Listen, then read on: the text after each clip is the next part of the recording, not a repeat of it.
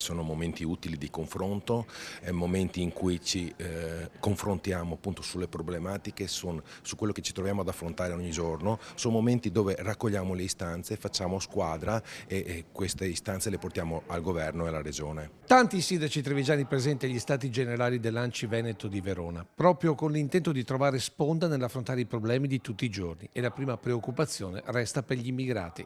Preoccupato che magari un CPR lo possano costruire nel suo comune. Preoccupato è uno dei tanti temi trattati oggi, quello delle immigrazioni, non può ricadere anche questo problema interamente sui comuni, deve essere governato a livello europeo, come ha detto bene il nostro Presidente Mario Conte. Quindi se dovessero scegliere il suo territorio cosa farà? E se dovessero scegliere il mio territorio, insomma, cercheremo di gestire in qualche modo.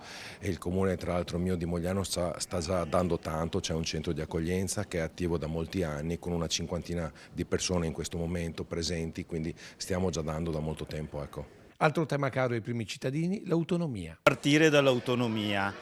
Oggi abbiamo meno disponibilità finanziarie di 20 anni fa e meno autonomia di 20 anni fa, quindi bisogna riequilibrare questa cosa. Dal governo, da tutti i governi che ci sono succeduti, c'è poca fiducia nelle amministrazioni locali.